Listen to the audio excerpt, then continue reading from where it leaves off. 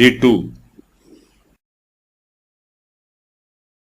அந்த வியாதி உண்டாயிருக்கிற குஷ்டரோகி வஸ்திரம் கிழிந்தவனாயும் தன் தலையை மூடாதவனாயும் இருந்து அவன் தன் தாடியை மூடிக்கொண்டு தீட்டு தீட்டு என்று சத்தமிட வேண்டும்.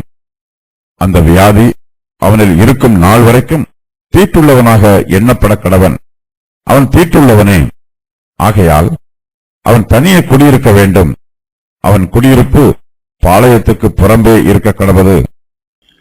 மொட்டை தலையிலோ அல்லது அரை மொட்டை தலையிலோ சிவப்பு கலந்த வெண்மையான தடிப்பு இருக்கும் என்றால் அது குஷ்டரோகம். ஆசாரியன் அவனை தீட்டுள்ளவன் என்று தீர்க்க வேண்டும். அந்த வியாதி உண்டாயிருக்கிற குஷ்டரோகி வஸ்திரம் கிழிந்தவனாயும் தன் தலையை மூடாதவனாயும் இருந்து அவன் தன் தாடியை மூடிக்கொண்டு தீட்டு தீட்டு என்று சத்தமிட வேண்டும். அந்த வியாதி அவனில் இருக்கும் நாள் வரைக்கும் தீட்டுள்ளவனாக எண்ணப்பட கடவன். அவன் தீட்டுள்ளவனே, ஆகையால் அவன் தனியே குடியிருக்க வேண்டும். அவன் குடியிருப்பு பாளையத்துக்கு புறம்பே இருக்க கடவது.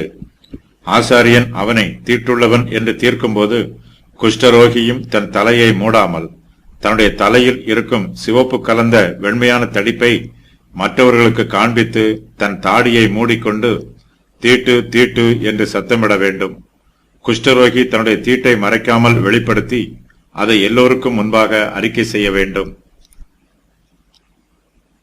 அவன் தீட்டு தீட்டு என்று சத்தமிடும்போது அவனுடைய துக்கமும் வேதனையும் வெளிப்படுகிறது. துக்கத்தோடு அழுது புலம்புகிறவர்கள் புலம்புவது போல அவன் தன் தாடியை மூடிக்கொண்டு தீட்டு தீட்டு என்று சத்தமிட வேண்டும்.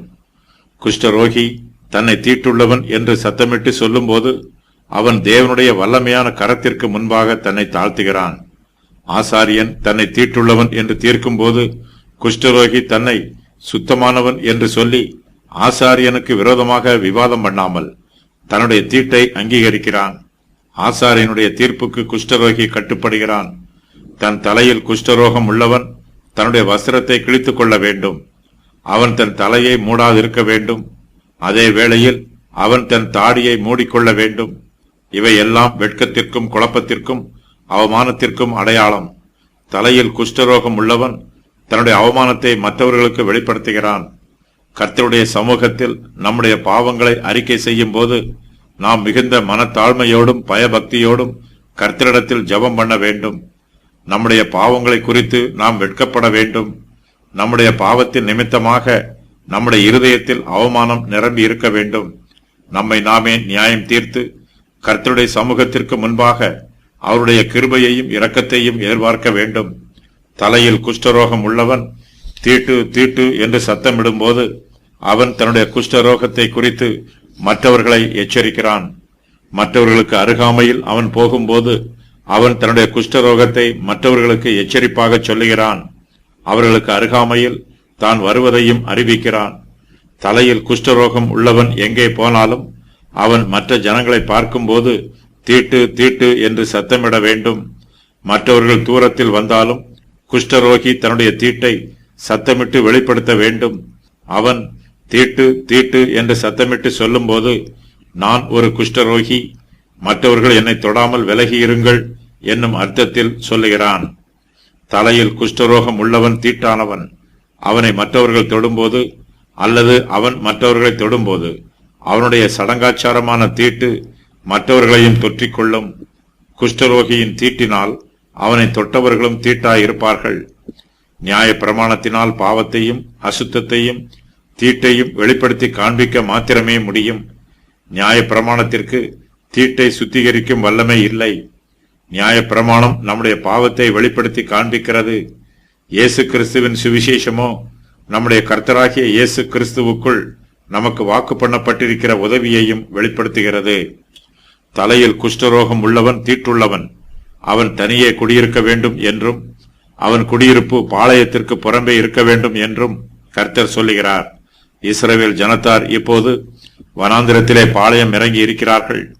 இஸ்ரவேல் புத்திரர் கானான் தேசத்திற்குள் பிரவேசித்த பின்பு குஷ்டரோகியானவன் தீட்டுள்ளவனாக இருப்பதினால் அவன் தான் வாசம் பண்ணுகிற பட்டணத்தையோ அல்லது கிராமத்தையோ அல்லது நகரத்தையோ விட்டு வெளியேறி பட்டணத்துக்கு புறம்பே தனியே குடியிருக்க வேண்டும். அந்த இடங்களிலே அவனைப் போல மற்ற குஷ்டரோகிகள் மாத்திரமே குடியிருப்பார்கள். குஷ்டரோகி மற்ற குஷ்டரோகிகளோடு சகவாசம் வைத்துக் கொள்ளலாம். அவன் குஷ்டமில்லாமல் சுத்தமாய் இருக்கிறவர்களோடு எந்த சகவாசமும் வைத்துக் கொள்ளக்கூடாது. மொட்டை தலையில் குஷ்டம் எழும்பினவனை பற்றிய பிரமாணத்தின் விவரம் வருமாறு: வியாதி உண்டாயிருக்கிற குஷ்டரோகி வஸ்திரம் கிழிந்தவனாய் இருக்க வேண்டும், தன் தலையை மூடாதவனாய் இருக்க வேண்டும், அவன் தன் தாடியை மூடிக்கொள்ள வேண்டும், தீட்டு தீட்டு என்று சத்தமிட வேண்டும். அந்த வியாதி அவனில் இருக்கும் நாள் வரைக்கும் தீட்டுள்ளவனாக எண்ணப்பட கடவன். அவன் தீட்டுள்ளவனே. அவன் தனியே குடியிருக்க வேண்டும். அவன் குடியிருப்பு பாளையத்துக்கு புறம்பே இருக்க கடவது. குஷ்டரோகிகள் பாவிகளுக்கு அடையாளமாக இருக்கிறார்கள். மரணமே அவர்களுக்கு நியமிக்கப்பட்டிருக்கும் தண்டனை. தனக்கு குஷ்டரோகம் வந்தபடியினால் அவன் மரித்தவனைப் போல துக்கம் கொண்டாடுகிறான். அவன் உயிரோடு இருந்தும் செத்தவனைப் போல் இருக்கிறான். அவன் செய்த பாவத்தின் நிமித்தம் அவனுடைய சரீரம் அழுகி போயிற்று. பாவம் செய்தவன் தேவனிடத்தில் வந்து தன்னுடைய பாவத்தை அறிக்கையிட வேண்டும். தன்னிடத்தில் எந்த நீதியும் இல்லை என்று தேவனுடைய சமூகத்தில் அங்கீகரிக்க வேண்டும். குஷ்டரோகி தனியே குடியிருக்க வேண்டும். அவன் குடியிருப்பு பாளையத்துக்கு புறம்பே இருக்க வேண்டும். ஆரோக்கியமான மற்ற ஜனங்களோடு குஷ்டரோகிக்கு எந்தவிதமான உறவும் தொடர்பும் இருக்கக்கூடாது. இதனால் அவர்கள் பாளையத்திற்கு புறம்பே குடியிருக்குமாறு அனுப்பப்பட்டு விடுகிறார்கள்.